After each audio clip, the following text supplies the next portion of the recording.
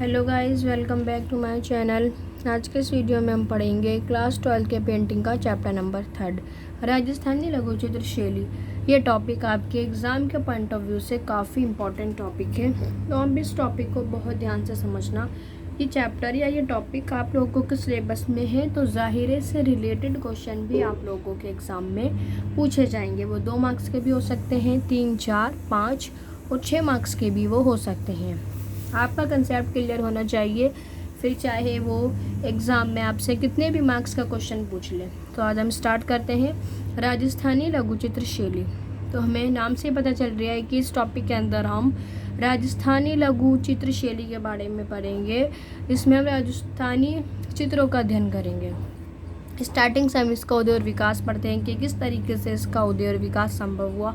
इसने यहाँ बोला है कि 15वीं सदी के आरंभ की बात है। 15वीं सदी में की स्टार्टिंग की बात है, जब राजस्थान के मेवाड़ उदयपुर क्षेत्र में जैन कल्पसुर शैली के लघु चित्रों की रचना हुई। मीन्स किसने बोला है, अगर हम इसे बिल्कुल स्टार्टिंग से पढ़े, 15वीं सदी के आरंभ से पढ़े, तो जहाँ राजस्थान है, राजस्थान का क्षेत्र है उदयपुर, वहाँ काफ़ी लघु चित्रों की रचना हुई।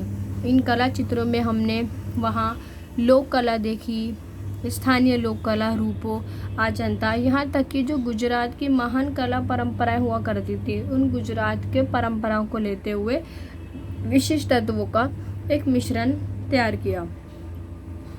इस कला शैली का सबसे विकसित रूप 1555 ईस्वी के पालम भागवत चित्रों में देखा जा सकता है। मीन्स किसने बोला है, अगर हमें इसका एक डेवलप रूप देखना है, एक विकसित रूप देखना है, तो हम 1555 ईस्वी का पालम भागवत चित्रों में देख सकते हैं। ये पालम भागवत चित्र होते हैं जिसने इसने बोला है कि हम उसमें देख सकते हैं, जिसमें राजस्थान की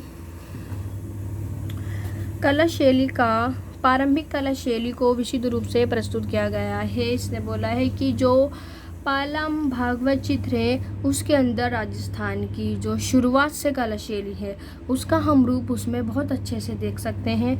धीरे धीरे यही लघु चित्र शैली राजस्थान के अन्य कला केंद्रों द्वारा भी अपना ली गई। मीन्स किसने बोला है, जो शैली थी ये सिर्फ राजस्थान तक ही सीमित नहीं रही, बल्कि उसके जो अलग अलग सेंटर्स केंद्र थे, उनके द्वारा भी इन शैलियों को अपना लिया गया। यहाँ बने लघु चित्रों में विशेषताएं देखी जा सकती हैं। मीन्स किसने बोला है, जो राजस्थानी लघु चित्र शैली है, उसकी खासियत जो है वो ये है कि इनके जो चेहरे होते हैं वो भावपूर्ण चेहरे होते हैं। मीन्स कि उसके अंदर गुस्सा या एटीट्यूड, खुशहाली आसानी से देखी जा सकते हैं, वो भावपूर्ण चेहरे होते हैं। ठीक है, नाक नक्शे होते हैं। जो नाक नक्शे होता है वो काफ़ी लंबा और खूबसूरती से बनाया गया होता है। रो बिली आकृति होती है, मीन्स की गुस्से वाली आकृतियाँ होती हैं। विविध मानवीय संवेगों का प्रस्तुतिकरण, सशक्त रेखांकन तथा चटक रंग। मीन्स किसने बोला है, जिसके अंदर अलग अलग मानवीय अंगों की भावनाओं को लेकर के प्रस्तुत किया जाता है, और उसके अंदर काफ़ी सारे चटक रंगों का, मीन्स की ब्राइट कलर्स का भी इस्तेमाल किया जाता है। भूगोलिक विविधताओं तथा स्थानीय अभिरुचियों के आधार पर राजस्थानी लघु चित्र क्षेत्र को कई उपशैलियों में वर्गीकृत किया गया है। ये बहुत इंपॉर्टेंट है कि एग्जाम में इस तरीके से पूछा जाता है कि राजस्थानी शैलियों को कितनी उपशैलियों में वर्गीकृत किया गया है। तो हम लिखेंगे कि राजस्थानी लघु चित्र शैलियों को टोटल 7 उपशैलियों में वर्गीकृत किया गया है, जिसमें फर्स्ट क्या है, मेवाड़। मेवाड़ को हम उदयपुर लघु चित्र शैली भी कहते हैं। इसको हम समझते हैं 15वीं सदी के आरंभ में मेवाड़ क्षेत्रों में लघु चित्रों की रचना हुई। मीन्स किसने बोला है, 15वीं सदी की शुरुआत की बात है, जब यहाँ मेवाड़ क्षेत्रों में छोटे छोटे चित्रों की, लघु चित्रों की रचना हुई। इस शैली का सबसे विकसित रूप पालम भगवत चित्रों में देखा जा सकता है। मीन्स कि अगर हम इसका एक डेवलप रूप देखना है, तो वो हम पालम भगवत चित्रों में जा कर के देख सकते हैं। पालम भगवत चित्र हैं। इस शैली के प्रमुख चित्रकार हम देखें कि इस शैली के जो हैं वो प्रमुख चित्रकार कौन से रहे हैं, वो साहिबुद्दीन और मनोहर अनेक कलाजे महान चित्रों की रचना की। मीन्स किसने बोला है, जो साहिबुद्दीन नामक चित्रकार हैं और जो मनोहर नामक चित्रकार हैं, इन लोगों ने महान चित्रों की रचना की है।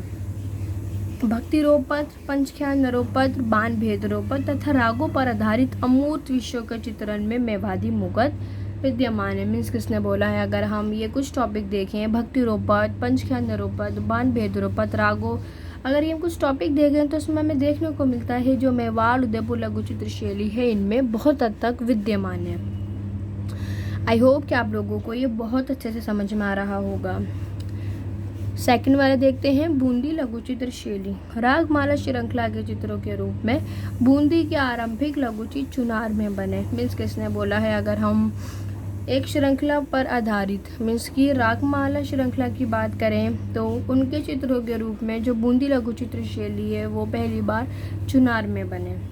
चित्रकार में मुगल व दक्कनी कला तत्वों के संयोजन में बूंदी कला शैली का कौशल अद्वितीय है। मीन्स किसने बोला है कि इस चित्रकार में मुगल और दक्कनी कला के इन दोनों तत्वों का मिश्रण बहुत ही खूबसूरती से बूंदी लघु चित्र शैली के अंदर समाया हुआ है। व्यक्ति चित्रों में भी बूंदी को विशेषता प्राप्त है। मीन्स किसने बोला है, जो बूंदी लघु चित्र शैली अपने जितने भी व्यक्तियों वाले चित्र बनाते हैं इसमें भी इसको काफ़ी हद तक विशेषता प्राप्त है क्योंकि वह मुगल और दक्कनी कला तत्वों के संयोजन का एक मिश्रण होता है। इस शैली के मुख्य विषय पढ़ते हैं कि इसके जो बहुत प्रसिद्ध टॉपिक थे वो क्या कह रहे हैं, कृष्ण लीला, रसिक प्रिया, राग रागिनी, लैला मजनू जैसे आख्यान पर आधारित चित्र, ऐतिहासिक प्रसंग हम उन प्रसंगों को कहा जाता है जो चित्र हिस्ट्रिकल होती हैं। व्यक्ति चित्र, हरम व ग्रामीण जीवन के दृश्य बूंदी चित्र शैली के प्रिय विषय हैं। तो ये जितने भी टॉपिक हैं ये इसने उन टॉपिकों को बताया है जहाँ ये बूंदी लघु चित्र शैली के काफ़ी प्रसिद्ध विषय रहे हैं। सो आई होप कि आप लोग इन पॉइंट्सों को अपने ब्रेन में बहुत अच्छे से लर्न कर पा रहे होंगे। टॉपिक थर्ड पढ़ते हैं, जोधपुर लघु चित्र शैली। मेवाड़ की कला परंपरा जोधपुर को विरासत में मिली थी। मीन्स किसने बोला है, जो मेवाड़ की कला परंपरा है वो जोधपुर को एक विरासत में मिली थी जो 17वीं सदी के प्रारंभ में पाली रागमाला चित्रों में उद्घाटित हुई। ये 17वीं सदी की बात है जब इसका जो उद्घाटन है वो पाली रागमाला चित्रों में हुआ। पाली रागमाला डिफरेंट टाइप के चित्र होते हैं। तो इन चित्रों की शैलीगत विशेषताएं विशुद्ध चित्रण है। मीन्स किसने बोला है, इसकी जो शैलीगत विशेषताएं हैं, इसको चित्र करने का जो ढंग है वो काफ़ी विशुद्ध चित्रण है, शुद्ध चित्रण है। इस शैली के मुख्य विषय पढ़ें तो इसमें बारहमासा, रामायण के प्रसंग, देवी देवताओं की उपासना संबंधित चित्र, वरानीवास जीवन का चित्र, जोधपुर चित्र शैली के विशिष्ट गुण हैं। मीन्स किसने बोला है, अगर हम इसके कुछ टॉपिक देखें तो ये ऐसे टॉपिक हैं जो जोधपुर चित्र शैली के बहुत अच्छे से इसके गुणों को प्रकट करते हैं। बीकानेर लघु चित्र शैली जो काफ़ी एग्जाम के पॉइंट ऑफ व्यू से बहुत इंपॉर्टेंट है। बीकानेर चित्र शैली में मुगल कला तत्वों की भरमार है। मीन्स किसने बोला है कि ज़्यादातर लोगों की डिमांड ये होती है कि बीकानेर लघु चित्र शैली में मुगल कला तत्वों की भरमार हो, क्योंकि बहुत से चितेरे मुगल दरबार को छोड़कर बीकानेर आ गए थे। मीन्स किसने बोला है, जो काफ़ी जो चितेरे थे शैली के वो मुगल दरबार को छोड़ करके, मुगलों को छोड़ करके बीकानेर लघु चित्र शैली में आ गए थे। इसलिए चित्र शैली को सभ्यस्त इन चित्रों ने बीकानेर चित्र शैली की परंपरा को ध्यान में रखते हुए चित्रों की रचना की। मीन्स किसने बोला है, इसलिए जो बीकानेर लघु चित्र शैली है इन शैलियों को ध्यान में रखते हुए बीकानेर चित्र शैली की परंपरा को ध्यान में रखा और चित्रों को रचना की। मीन्स के कहने का मतलब ये है, जो मुगल दरबार छोड़कर बीकानेर आए थे उन्होंने अब मुगल दरबार के बजाय बीकानेर शैली की परंपरा को अपने जहन में रखा और उससे रिलेटेड ही चित्रों की रचना की। एक नई शैली अस्तित्व में आई और इसके चलते एक नई शैली अस्तित्व में आई। अब हम देखते हैं कि शैली के प्रमुख चित्रकार कौन कौन से रहे थे। डैट इज़ अली रज़ा, उस्ताद साहिबुद्दीन, रुकनुद्दीन, नूरुद्दीन और मुराद इस शैली के प्रमुख चित्रकार थे। ये कभी कभी एग्जाम में इस तरीके से भी पूछ लेता है कि बीकानेर लघु चित्र शैली के प्रमुख चित्रकार कौन कौन से रहे थे। जोधपुर लघु चित्र शैली के कौन कौन से मुख्य विषय रहे थे। बूंदी लघु चित्र शैली के कौन कौन से मुख्य विषय हैं। सो मेरी आप लोगों से रिक्वेस्ट है, इनके प्रमुख चित्रकार और इनके प्रमुख विषय आप अपने ब्रेन में बहुत अच्छे से लर्न कर लें। फिफ्थ है किशनगढ़ लघु चित्र शैली, रहस्यमय नारी सौंदर्य किशनगढ़ चित्र शैली की जान है। मीन्स किसने बोला है, जो नारी सौंदर्य इन चित्रों में देखने को मिलती है, जो एक नारी सौंदर्य किशनगढ़ लघु चित्र शैली प्रस्तुत करती है, ये इस चित्र शैली की जान है। नारी सौंदर्य का आदर्श रूप में बनी ठनी राधा और कृष्ण रूप में राधा संवाद सिंह का चित्रण किशनगढ़ शैली की पहचान है। किसने बोला है, अगर हम राधा बनी ठनी और कृष्ण में राजा संवाद सिंह का चित्रण देखें तो हमें वहाँ देखने को मिलता है कि किशनगढ़ शैली इन चित्रों की पहचान है। अब हम इन शैली के प्रमुख चित्रकार पढ़ते हैं। भवानी दास, सूरतराम, निहाल चंद ऐसे प्रमुख चित्रकार हैं जिन्होंने चित्रकला जगत की अमूल्य संग्रह है। मीन्स कि ये बहुत ज़्यादा विश्व प्रसिद्ध चित्रकार हैं, जो अमूल्य संग्रह हैं, इनके चित्रों का कोई मूल्य नहीं हो सकता। 6 वाला पढ़ते हैं। जयपुर लघु चित्र शैली, जयपुर में राजा सवाई सिंह के शासनकाल में लघु चित्रों को संरक्षण मिली। मीन्स किसने बोला है, जब जयपुर में राजा सवाई सिंह का शासन था तो उस समय की बात है कि राजा सवाई जय सिंह के शासनकाल में जयपुर लघु चित्र शैली को संरक्षण मिली, जो एक जगह मिली। आमेर में अमूर्त विषयों पर अधिक चित्र बने। मीन्स किसने बोला है, जो आमेर नामक चित्र होते हैं उन विषयों पर बहुत अधिक चित्र बने। जीवांत आकृतियाँ बनी। मीन्स की एक चित्रों में इस टाइप की आकृतियों को दिखाया गया है, मानो वो जीवांत जीती जागती आकृतियाँ हैं। गतिशीलता से भरे अखेट के दृश्य अजमेर सवार की पहचान है। इसके साथ ही इसके चित्र में गतिशीलता से भरे हुए चित्र भी दिखाए गए हैं, जो अजमेर सवार की पहचान है। जलोर, जैसलमेर व पुष्कर शैली के अन्य केंद्र हैं। इसके अलावा जो जयपुर लघु चित्र शैली है, अगर हम उसके सेंटर्स देखें तो वो जैसलमेर, पुष्कर और जलोर हैं।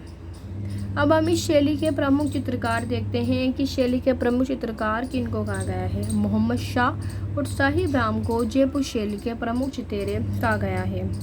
इस शैली के प्रमुख विषय पढ़ते हैं कि इस शैली के प्रमुख विषय क्या क्या बताए गए हैं। व्यक्ति चित्र, पौराणिक प्रसंग, राग रागिनियाँ, रीत क्रीड़ा दृश्यों व अमूर्त दृश्यों का चित्रण जयपुर शैली के मुख्य विषय है। क्योंकि एग्जाम में इस टाइप से भी पूछ लेगा कि जयपुर लघु चित्र शैली के मुख्य विषय बताओ या जयपुर लघु चित्र शैली के चित्रकार बनाओ। ये एग्जाम में इस तरीके से भी पूछ सकता है कि जयपुर लघु चित्र शैली के चित्रकार और मुख्य विषय बताइए। तो आप लोगों को ये दोनों पॉइंट्स लिखने होंगे कि चित्रकार में आप चित्रकार के नाम लिखेंगे और मुख्य विषयों में इसके अंदर इसके जो विशेष टॉपिक हैं वही लिखे जाएंगे। जैसे कि व्यक्ति चित्र हो गया, जो इंसान पर बनाए गए चित्र होते हैं। इसका लास्ट टॉपिक देखते हैं, कोटा लघु चित्र शैली, राम कथा, कृष्ण लीला, महाभारत व अन्य वैष्णव व्याख्यान कोटा के चित्रों के प्रिय विषय रहे हैं। मीन्स कि जो इसने यहाँ नाम दे रखे हैं, महाभारत, कृष्ण लीला, राम कथा, ये चित्रों के प्रिय विषय रहे। मीन्स कि जो चित्रकार थे ये उनके जो है काफ़ी फेवरेट टॉपिक रहे थे। कोटा व बूंदी में कुछ शैलीगत और विषयगत समानता है। मीन्स किसने बोला है, अगर हम कोटा लघु चित्र शैली की बात करें और बूंदी लघु चित्र शैली की बात करें तो इसमें काफ़ी हद तक समानता है, सिमिलैरिटी है। किंतु कोटा को 12 मासा चित्रण में विशेषता प्राप्त है। 12 मासा एक चित्र का नाम है जिसने इसने बोला है कि कोटा को 12 मासा नामक चित्रण में काफ़ी हद तक विशेषता प्राप्त है।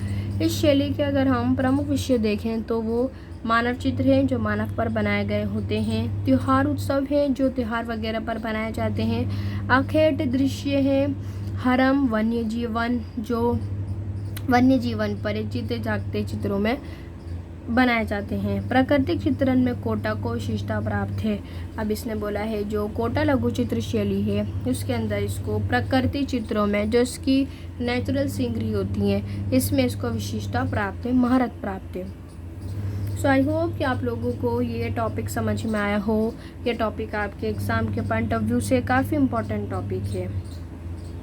सो मेरे आप लोगों से रिक्वेस्ट है कि आप लोग इस टॉपिक को बहुत अच्छे से लर्न कर लें और अपने ब्रेन में ये सारी बातें बहुत अच्छे से लर्न कर लें कि किशनगढ़ लघु चित्र शैली क्या है, उसके प्रमुख चित्रकार क्या हैं या प्रमुख विषय सबके कौन कौन से हैं। इसके नेक्स्ट वीडियो के अंदर हम चैप्टर नंबर 4 स्टार्ट करेंगे, क्योंकि जो चैप्टर नंबर 2 की जितनी भी चित्र थी वो मैं ऑलरेडी करवा चुकी हूँ आप वीडियो की प्लेलिस्ट में जा कर के चेक कर सकते हैं। सो इसके बाद में डायरेक्ट चैप्टर नंबर 3 स्टार्ट करवाऊँगी। जब तक के लिए गुड बाय।